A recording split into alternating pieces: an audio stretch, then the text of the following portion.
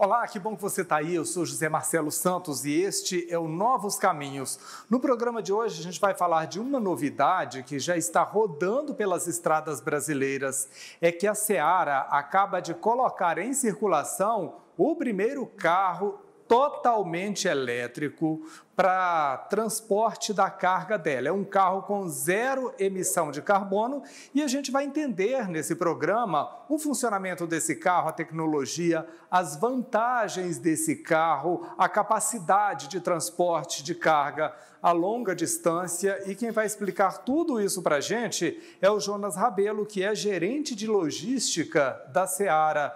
Jonas, seja muito bem-vindo ao AgroMais, muito obrigado por aceitar o nosso convite para a gente falar sobre esse assunto que é curioso, útil e que tomara inspire outras empresas a adotar esse tipo de tecnologia, porque todo mundo sai ganhando, a começar pelo meio ambiente, não é? Certo, Marcelo. Obrigado aí pela oportunidade. Eu que agradeço aqui a presença e vamos em frente. Então vamos em frente. Me diz uma coisa, eu falei aqui na abertura que essa novidade já está em circulação pelas rodovias brasileiras, está mesmo, né? O primeiro carro de transporte de carga 100% elétrico da Seara já está em circulação no Sul, é isso? Sim, Marcelo, exatamente, tudo está correto com a afirmação.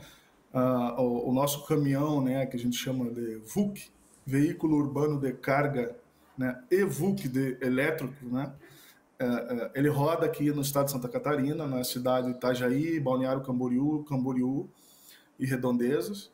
Né? A gente tem um grande centro de distribuição aqui local, importante, a ponto logístico para nós, né? E também a nossa área de inovação e engenharia que fica aqui. Eu queria que você me contasse, Jonas, o que levou a Seara a adotar essa tecnologia, a pensar em ter um caminhão 100% elétrico para transporte de cargas, porque quando a gente pensa em automóvel elétrico, em geral a gente pensa em automóvel de passeio, aquele para apenas 2 passageiros com bateria de curta duração. Aí quando a gente pensa num transporte de carga, né? Aí a gente já começa a pensar, esse negócio dá certo? Por que vocês apostaram nisso? Dá certo, Marcelo, está dando certo. Né? Eu acho que a Seara e o Grupo JBS, como um todo, com o seu compromisso, né, com as questões ambientais, né, com o seu compromisso com a natureza, eu acho, e com o seu próprio negócio, né, de inovação, né, pensou em desenvolver a tecnologia e se alinhar justamente com a questão de baixar as emissões de CO2 na natureza, né? Então, assim, é um transporte, como tu falou, inovador, mas que já está funcionando e funcionando muito bem. Ele tem uma excelente autonomia para transporte urbano, né, que a gente chama de entrega urbana, né, nos centros de cidades. Então, assim, é uma autonomia muito boa, de em torno de 200 quilômetros. Então, assim, funciona muito bem e segue de acordo aí, né, com um dos pilares aí do Grupo JBS, da Seara, que é a sustentabilidade, né, que é estar alinhado com a questão da natureza e baixar a questão das emissões e tudo mais. Né? A JBS é muito preocupada com isso. Nesse sentido, a JBS, o grupo inteiro, ele tem algumas metas muito importantes a atingir, né? De produção de carne de carbono zero, de reduzir o impacto ambiental no transporte de cargas de maneira geral, né?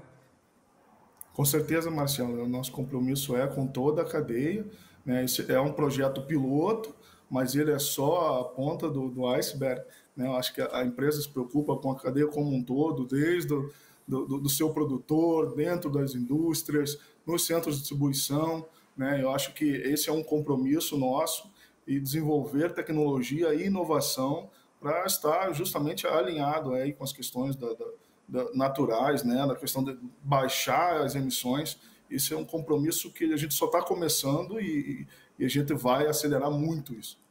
Por falar em desenvolver tecnologia, quando vocês resolveram adotar esse modelo, eu tive informações de que vocês encontraram algumas barreiras, porque nem tudo existia aqui no Brasil. Vocês tiveram de importar tecnologia e fazer adaptação aqui, né? Queria que você contasse essa história para a gente. O desafio sempre é importante porque ele nos faz crescer, né? Acho que quando a gente é desafiado, a gente faz melhor, sempre, né? É inerente do ser humano isso. Então, assim, a gente trouxe, assim, importou tecnologia da China, é um caminhão que foi importado da China, e a gente desenvolveu ele, né, para nossa tecnologia nacional, para nossa plataforma nacional, né? Como a gente fez isso? A gente precisava adaptar o frio, né? Óbvio, porque a gente é muito preocupado e o nosso segmento alimentício, um dos pilares é a qualidade, né? A gente tem que manter a temperatura do nosso produto sempre linear, sempre adequada ao longo do percurso da viagem do caminhão, né? E por conta disso a gente precisa instalar o equipamento de frio, que a gente chama de Thermokin, e a gente desenvolveu essa tecnologia para isso, né, a quatro mãos, com os parceiros, com os fornecedores. Esse foi um dos desafios, por isso nós somos o primeiro do segmento alimentício, né, que temos esse caminhão, porque nós desenvolvemos essa tecnologia que não existia até então. Né? Então, o caminhão produz o frio adequado, mantém a temperatura do nosso produto homogênea ao longo de todo o percurso, ela chega no cliente perfeitamente como ele saiu da câmara fria do centro de distribuição. E esse caminhão ele está em circulação desde quando, hein? Marcelo, nós estamos completando hoje 42 dias de circulação desse caminhão. E quando é que vai ter um segundo modelo rodando? Muito em breve, Marcelo, nós estamos em processo, né, de importação e negociação. Como tu falou, como é uma tecnologia importada, a gente ainda tem as questões de importação que não são tão rápidas como a gente gostaria, mas faz parte do negócio, né? Mas é muito em breve, até o fim do ano, a gente deve ter aí de 6 a 8 caminhões rodando. 6 a 8 caminhões rodando? Qual geralmente é o valor de um caminhão desse, dos que vocês acabaram por adaptar, essa tecnologia que vocês acabaram desenvolvendo a quatro mãos? O investimento por unidade chega a quanto? Assim, Marcelo, o valor exato assim do investimento ele varia muito porque ele está muito atrelado ao câmbio, ao dólar do momento, né? Então a gente tem uma área de suprimentos que define bem esses valores, né? Eu hoje assim exatamente eu não sei te precisar quanto está esse valor, mas ele assim é um valor que é adequado ao investimento e ele faz sentido e ele dá o payback que a gente espera, né? Ele dá o retorno do investimento que a gente espera. Quando vocês começaram a pensar essa solução, claro que vocês tinham metas, não é? De que esse seja um investimento que acaba se pagando pela economia de combustível. Mas imagino que com durabilidade e tamanho de bateria, vocês tenham enfrentado um problema aí, porque a gente está falando de transporte de carga. É pesado e parte dessa energia ainda é usada para refrigerar essa carga, né? Sim, mas por isso, né, nós desenvolvemos tecnologia, né, como a gente tem conversado bastante aqui. Então, assim, a autonomia do caminhão, a autonomia final, ela já prevê todo esse peso da carga, o peso do chassi, que a gente chama, né, e o peso do baú do caminhão e do aparelho de frio. Então, assim, a gente prevê isso quando a gente compra o caminhão, de acordo com a autonomia que eles vão pôr no pack, né, no conjunto de baterias, digamos assim, que vem nesse caminhão. Então, assim, o pack, o conjunto de baterias que vem nesse caminhão, ele já prevê todo esse peso e a geração do frio, inclusive. Por isso que eu te digo, ele chega a ter 200 km de autonomia, tranquilamente, já prevendo todo esse conjunto. E qual que é a maior vantagem de ter um caminhão desse, um caminhão 100% a energia elétrica? Eu diria para ti algumas vantagens, né, Marcelo? Acho que primeira, né, e é o que empresas como o nosso grupo buscam e vão buscar cada vez mais. Está alinhado, né, com o meio ambiente, né, com as questões naturais, com a questão de sustentabilidade do seu negócio, né? É impossível tu não olhar para o futuro pensando em eletrificação da tua frota. É impossível hoje qualquer empresa do nosso porte pensar diferente disso. Esse é um ponto bem importante. E o outro é que assim, é uma tecnologia que ela vai se pagar porque a gente vai baratear o custo logístico. A ideia é baratear o custo logístico. Como isso, Jonas? Se o caminhão é mais caro, o custo de operação, que a gente chama, né, na nossa linguagem técnica, assim, a gente chama de OPEX, que é o custo operacional desse caminhão, ele é mais barato. É bem mais barato. Por quê? Como tu já falou, o abastecimento dele é é torno de 4 vezes inferior ao abastecimento de um caminhão a diesel. E o custo de manutenção, por quê? Porque é um equipamento que ele tem aí em torno de 70, 80 partes. Se tu pegar um caminhão a diesel, ele passa de 400 partes. O que eu quero dizer com isso? Quanto mais partes, mais quebra, mais manutenção tu precisa fazer. Então, assim, ao longo do desenvolvimento do teu negócio, né, ao passar do tempo, ele vai se pagar tranquilamente. É extremamente viável essa tecnologia. Sem contar que eu imagino que a economia em escala seja muito grande, né? O custo para ter uma unidade pode ser mais alto quando você passa a ter 15, 20, 50, 100 unidades como essa. O preço caia e a economia em escala acaba aumentando. Porque, como você diz, mais de 400 partes para quebrar, dar defeito, soltar, parafusar, lubrificar, multiplicado por 100 seja muito maior do que um elétrico, né?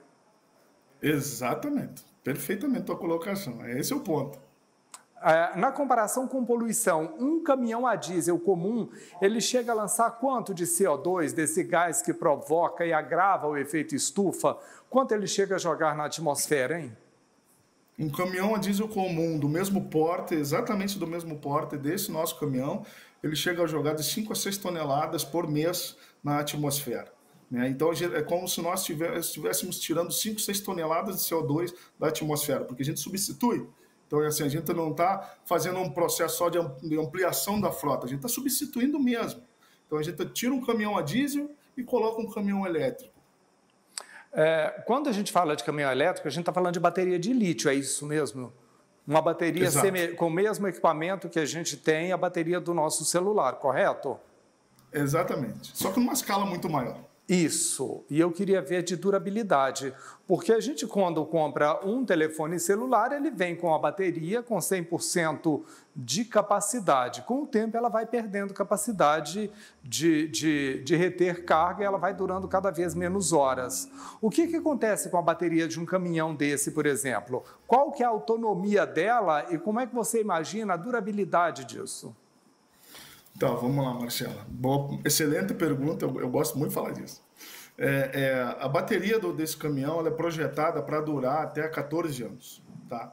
O que define se ela vai funcionar bem e vai funcionar até os 14 anos? É a forma com que a gente utiliza, obviamente, e a forma com que a gente faz as recargas do caminhão, o abastecimento do caminhão.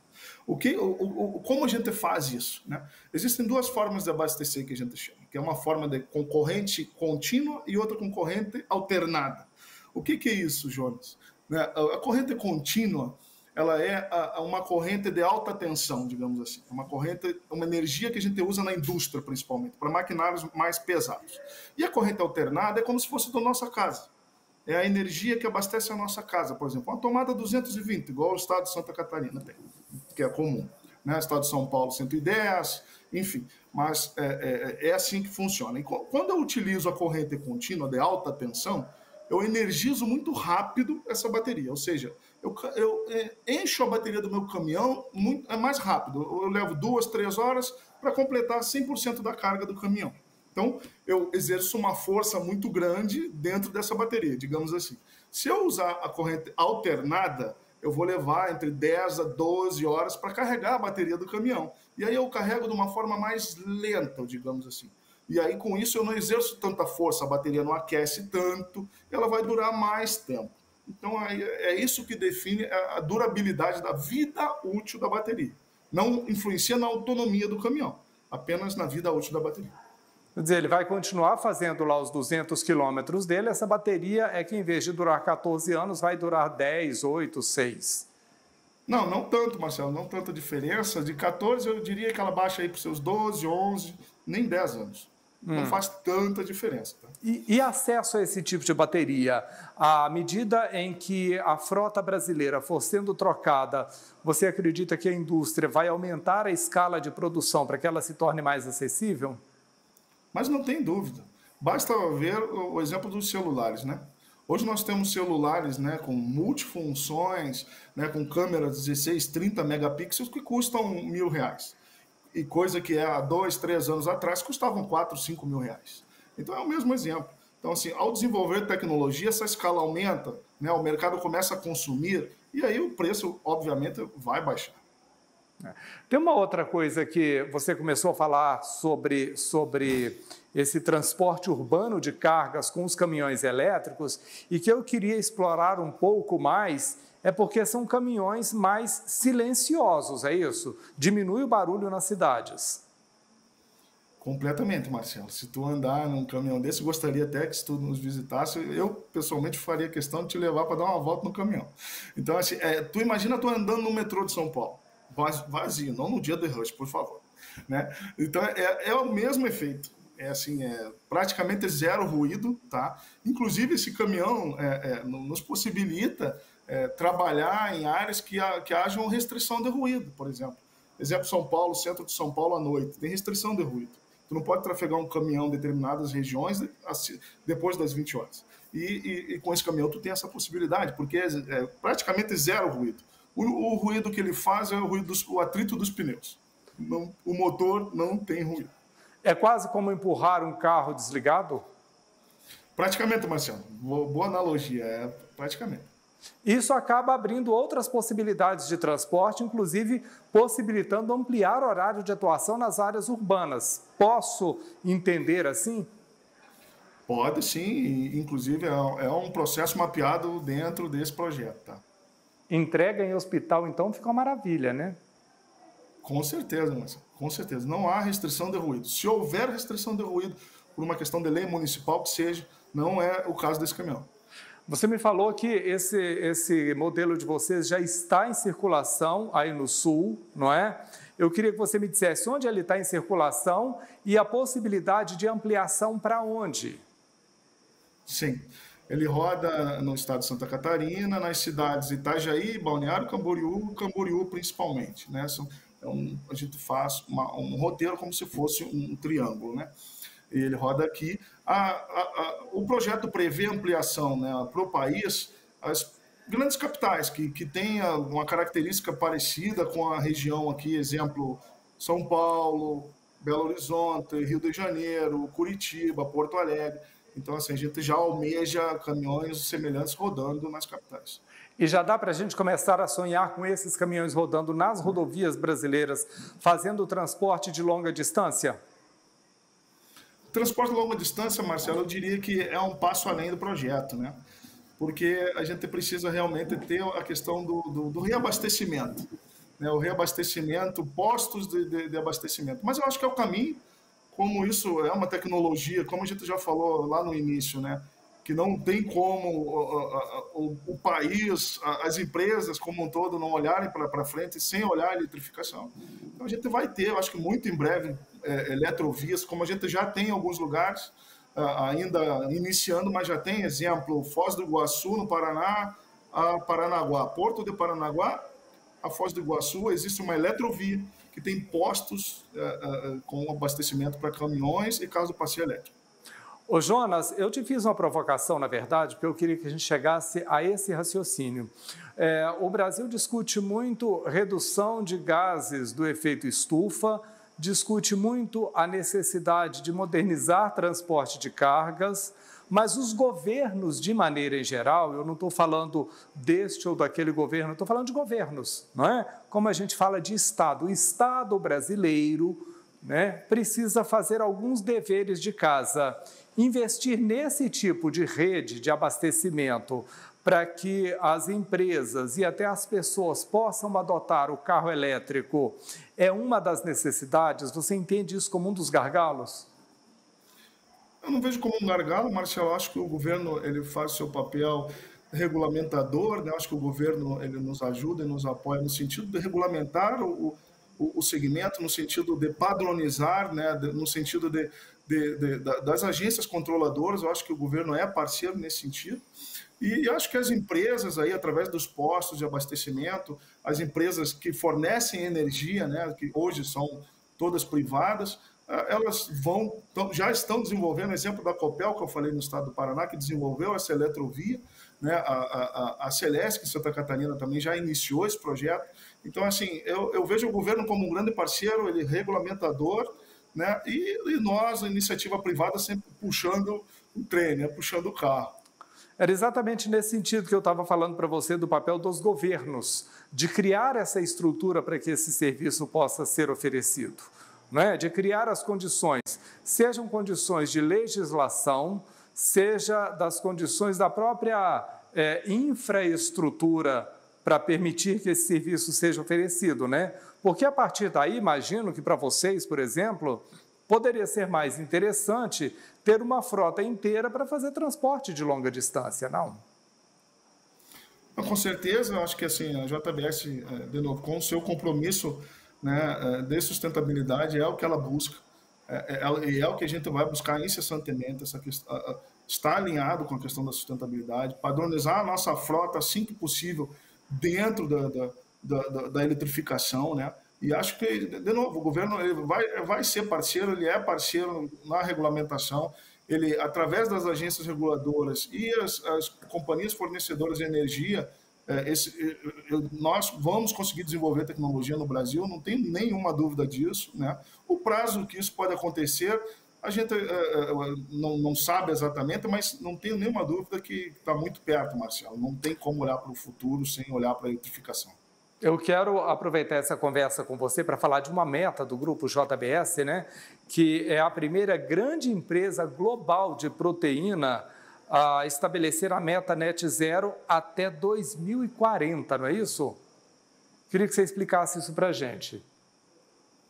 A JBS, né, como a gente está conversando, ela, no seu pilar sustentabilidade, né, que hoje é um dos principais pilares dentro da companhia, né, ele faz parte do processo de governança da companhia, né, ela investe forte e vai investir muito forte, né, no balanço, né, das suas emissões. Então, assim, olhando a meta net zero, inclusive é uma meta, é um compromisso mundial até 2050, a JBS foi mais desafiadora ainda, ela baixou em 10 anos, para 2040 esse compromisso, né?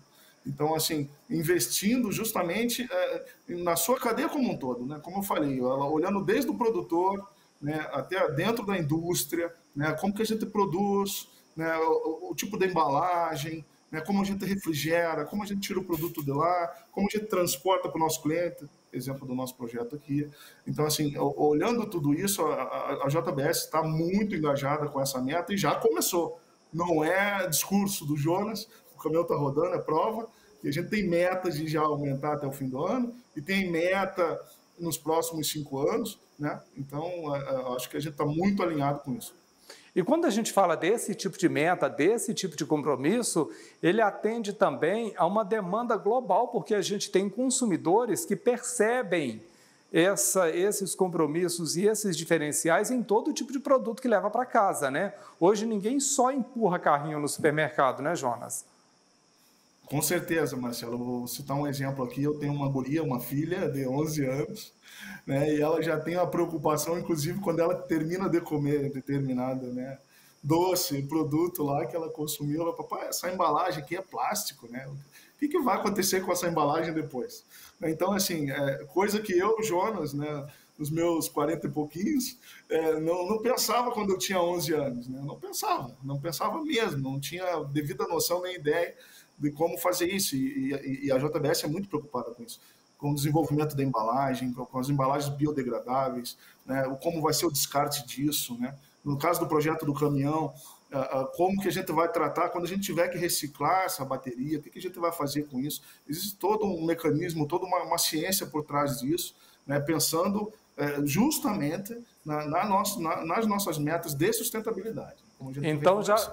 Então já aproveita e explica, quando essa bateria chegar ao fim da vida útil, como é que vocês vão reciclar, o que é que vocês vão fazer com essas baterias? Funciona assim, né, Marcelo? O próprio fabricante, né, através via contrato, né, eles nos fornece essa garantia que a gente devolve essa bateria para eles, né, que a gente, eu quero comprar uma bateria e trocar a bateria do caminhão, eu quero trocar o caminhão inteiro, por exemplo, digamos, né, hipoteticamente. Eu vou devolver essa bateria para o fabricante já tem todo um processo de desmonte dessa bateria, né, que ele vai desmontar e descartar os produtos internos, as placas, né, o líquido interno, o arrefecimento da bateria, que faz o processo de arrefecimento e controla a temperatura da bateria. Ele tem todo já um processo legal, seja no Brasil ou seja fora do Brasil. Isso é um controle, isso é uma norma internacional para descarte, e que isso que garanta que isso não vá ser despejado na natureza e que vai ser descartado de forma correta. Ou seja, a responsabilidade da compra ao momento de devolver, a logística reversa, né? Perfeitamente, Marcelo. A gente tem toda a preocupação com toda a cadeia, não é simplesmente comprar, utilizar e jogar fora, não funciona assim. A gente vai fazer um processo de descarte já combinado e formalizado via contrato, de uma forma que já é uma norma, digamos assim, internacional. Muito bem, eu conversei aqui, gente, com o Jonas Rabelo, que é gerente de logística da Seara. A gente teve essa conversa tão esclarecedora a respeito desse compromisso de começar a adotar carros 100% elétricos que não emitem absolutamente nada de gases que agravam o efeito estufa. Já adotou o primeiro caminhão que já está em circulação no sul do país.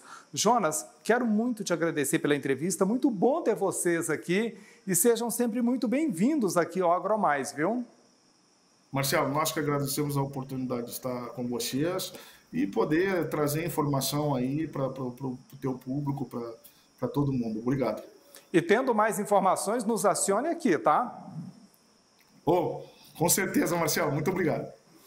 Muito obrigado ao Jonas e muito obrigado a você que acompanhou essa nossa conversa até agora. Eu vou ficando por aqui, mas te lembro que esta e outras edições do nosso programa podem ser revistas lá no canal do AgroMais no YouTube. E você também pode nos acompanhar pelas redes sociais, pelo @agromais. Eu vou ficando por aqui, mas te convido a permanecer em sintonia, não mude de canal, porque aqui a gente tem 24 horas de agroinformação. Todos os dias a gente se vê.